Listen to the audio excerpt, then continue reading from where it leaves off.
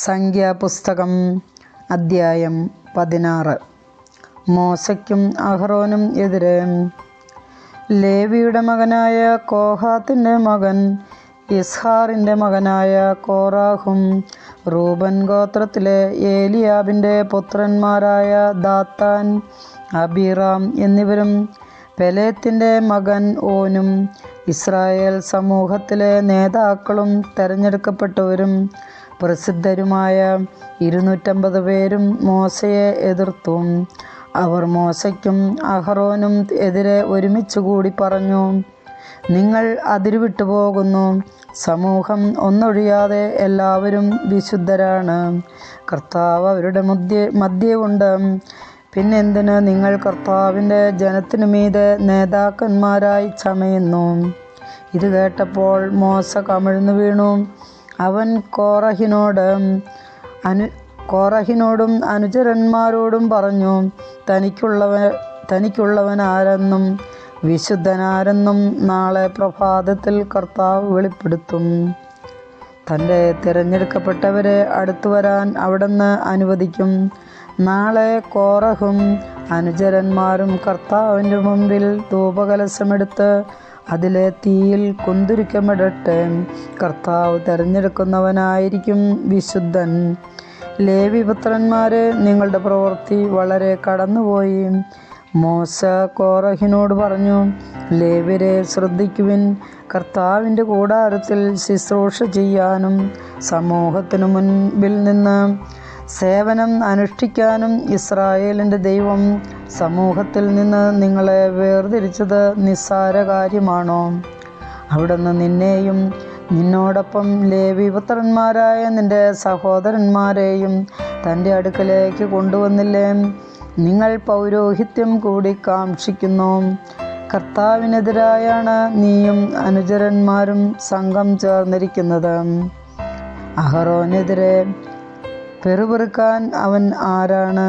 അനന്തരം ഏലിയാബിൻ്റെ മക്കളായ ദാത്താനെയും അബീറാമിനെയും വിളിക്കാൻ മോശ ആളയച്ചു. എന്നാൽ വരില്ലെന്ന് അവർ പറഞ്ഞു. മരുഭൂമിയിൽ വെച്ച് കൊല്ലേണ്ടതിന് തേനും പാലും ഒഴുകുന്ന നാട്ടിൽ നിന്ന് ഞങ്ങളെ കൊണ്ടുവന്നത് നിനക്ക് മതിയായില്ലേ? ഞങ്ങളുടെ അധിപതിയാകാൻ ശ്രമിക്കുക കൂടി ചെയ്യുന്നു. മാത്രമല്ല, നീ ഞങ്ങളെ തേനും പാലും ഒഴുകുന്ന ദേശത്ത് എത്തിച്ചില്ല. നിലങ്ങളും മുന്തിരിത്തോട്ടങ്ങളും കൈവശപ്പെടുത്തുന്നതുമില്ല. നിലങ്ങളും മുന്തിരിത്തോട്ടങ്ങളും കൈവശപ്പെടുത്തി തന്നതുമില്ല. ഇവരെ അന്ധരാക്കണമെന്നാണോ ഭാവം? ഞങ്ങൾ വരികയില്ല. മത്സരികൾക്ക് ശിക്ഷ. മോശ കുപിതനായി അവൻ കർത്താവിനോട് പ്രാർത്ഥിച്ചു: കർത്താവേ, അവരുടെ കാഴ്ചകൾ സ്വീകരിക്കരുതേ. ഞാൻ അവരുടെ ഒരു കഴുതയെപ്പോലും എടുത്തിട്ടില്ല. അവരിൽ ആരെയും ദ്രോഹിച്ചിട്ടുമില്ല. മോശ കോറഹിനോട് പറഞ്ഞു: നീയും നിന്റെ അനുയായികളും നാളെ കർത്താവിൻ്റെ മുൻപിൽ ഹാജരാകണം.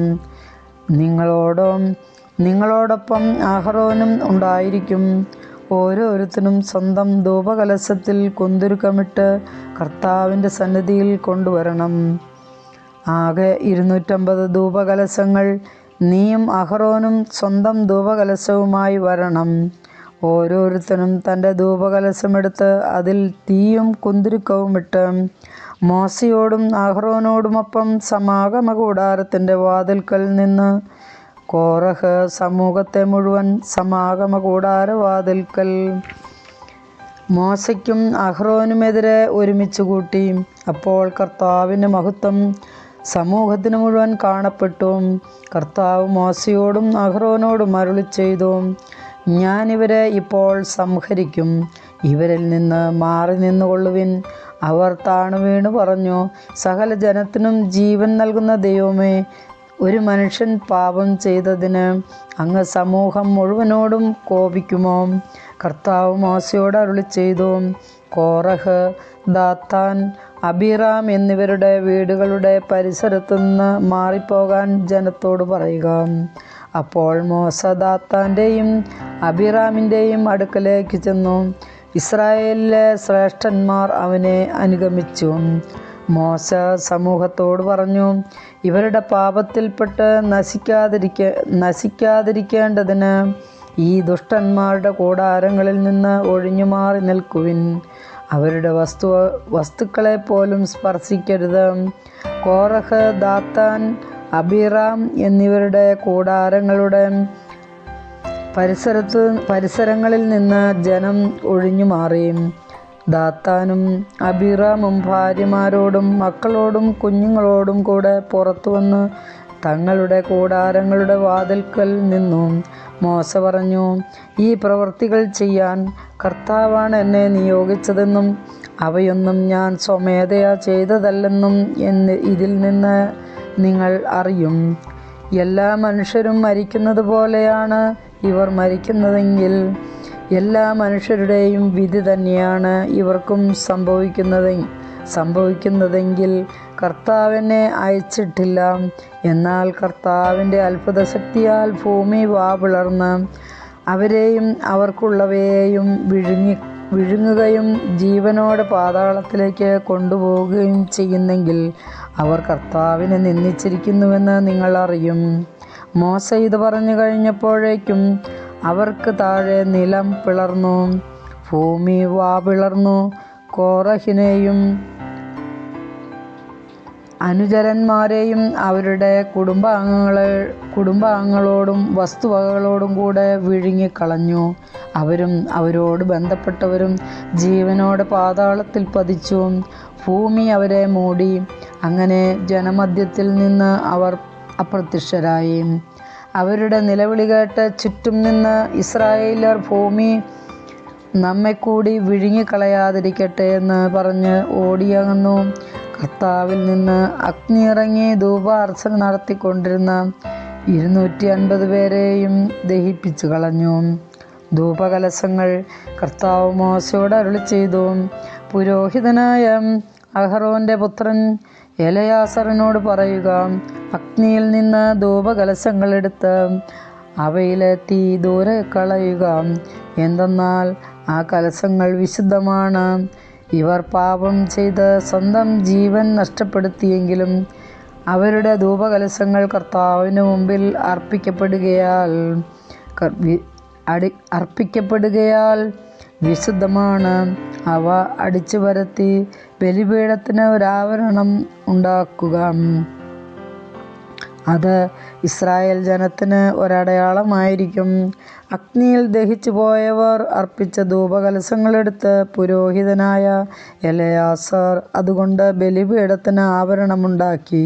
മോശ വഴി കർത്താവ് കൽപ്പിച്ചതനുസരിച്ച് അഹറോന്റെ പിൻഗാമിയും പുരോഹിതനുമല്ലാത്തവൻ കോറഹിനെയും അനുയായികളെയും പോലെ കർത്താവിൻ്റെ സന്നിധിയിൽ ധൂപാർച്ചന ചെയ്യാതിരിക്കാൻ വേണ്ടിയാണിത്. എന്നാൽ പിറ്റേന്ന് ഇസ്രായേൽ സമൂഹം മോശയ്ക്കും അഹ്റോനുമെതിരായി പെറുപെറുത്തു കൊണ്ട് പറഞ്ഞു, നിങ്ങൾ കർത്താവിൻ്റെ ജനത്തെ കൊന്നു. സമൂഹം മോശയ്ക്കും അഹ്റോനുമെതിരായി അണിനിരന്ന് സമാഗമ കൂടാരത്തിൻ്റെ നേരെ തിരിഞ്ഞു. മേഘം അതിനെ ആവരണം ചെയ്തിരുന്നു. കർത്താവിൻ്റെ മഹത്വം അവിടെ പ്രത്യക്ഷപ്പെട്ടു. മോശയും അഹ്റോനും സമാഗമ കൂടാരത്തിന് മുൻപിൽ വന്നു നിന്നു.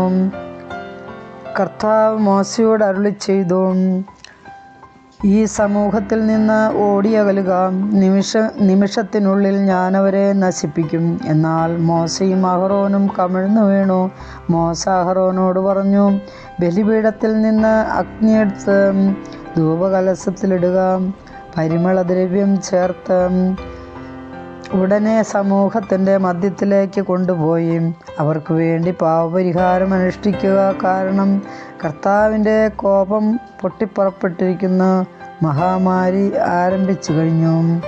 മോശ പറഞ്ഞതുപോലെ അഹ്റോൻ ധൂപകലശമെടുത്ത് ജനത്തിൻ്റെ നടുവിലേക്ക് ഓടി.